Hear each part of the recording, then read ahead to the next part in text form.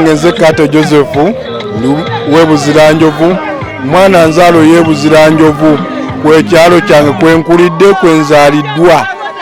Ensonga esinga otuluma ya byattaka ebuziranjovu bagula ekyalo kyaffe mu lukwesikwesi.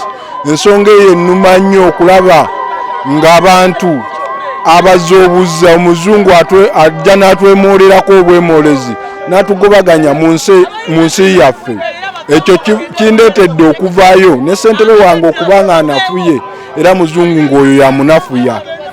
Oyo senga wange yabadde ku bwa ssentebe amuleetedde okunafuwa ebirwadde okumutuukako bya puleesha kubanga tubadde twewuba mu makooti wawawa yonna nga muli kumpi ku lusegere. Era nange nsazeewo okuvaayo nsobole otembeeta ensonga z'abadde atembeeta nzituuse yo wazikomeza nze nsobole ozongerayo nzituuse paka okulabika nga nziggusa. Ndi musaayi muto naye ndi musajja mwesimbu era nkakasa ngenda kukolera abatuuze ebyo byonna bye badde beetaaga n'ebiruubirirwa byabwe era nsitule ekyalo kyaffe nga nkijja ku mutendera ogukiriko nkizze ku mutendera omulala. Erinnya Nakamya Prose, ekyalo kyange Luule. Abakyala b'e Luule mbasaba n'obuwombeefu ku lw'omulembe gwaffe n'enkulaakulana ng'abakyala n'okwebereramu ng'abakyala. Nzize ku lw'abakyala ne ttiimu yange yonna tubasaba obuwagizi bammwe abakyala b'e Luule.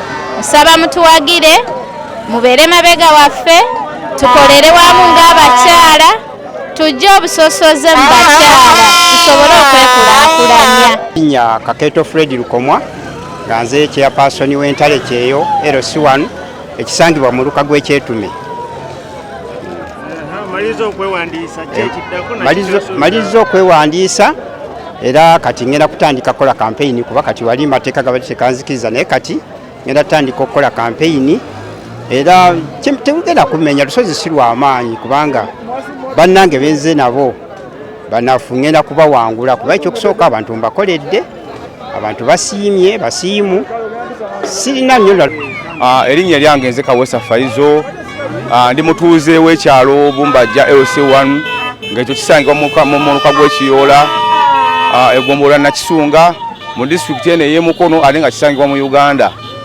Nange neesoboddeyo okwesimba ku kifo kino eky'obwa ssentebe olw'ensonga ez'enjawulo eziwerako.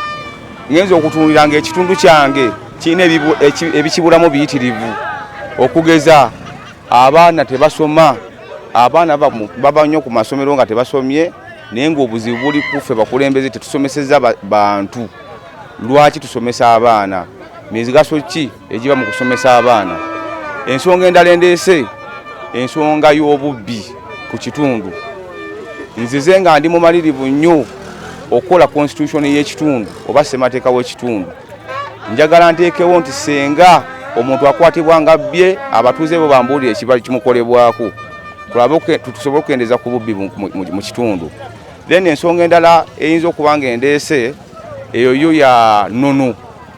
Ekitundu ekyaffe bassentebe bonna abazze batukulembera be babadde bakola nabo be babaggyeko. Kakati nze nange mbadde ku lukiiko olwo ng'omuwandiisi kati nentuukiriza akalombolomba ako. Nyanze Kiwanuka Charles ssentebe tubbi Kavule LC1 maze ssebo okuba nga nominatingibwa naye ssebo omulundi guno era akalulu kano tekagenda kuba nti just kalulu wabula kabigendererwa ebyenjawulo. Kiki kye twagala nga abatuuze baffe? Abatuuze baffe baagala obuweereza. Tebuliiko nti kivudde mu kibiina ki, tebuliiko nti ovudde mu nnyumba yaani, tebuliiko nti oli wa kika ki, wabula ekituleese kuwa buweereza abantu bonna mu kika ky'ennyumba gye baba bavuddemu.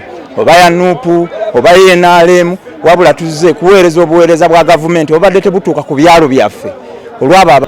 Erinnya lyange nze Musirigwa Asumani Aruna, nze chairman w'ekyalo Nsonga era nze akomyewo okuvuganya ku kifo ekyo ekyobwa chairman. Tuli wano tuzze okutunominatinga naye abantu bangi betusanzeewo abajja ate ku mulundi guli twakoleranga ku Muluka. Ku mulundi guno tuzze wano kugombolola naye kyalibadde ekirungi abantu okwanguyizibwa singa enkola eno yagenda kumiruka nga bwe kwali naye kati abantu bangi abalala tetumanyi nti oba n'olwaleero bano abanominatinga naye nze ekyomukisa omulungi nakedde wano akakiiko k'ebyokulonda kamaze okunsunsula.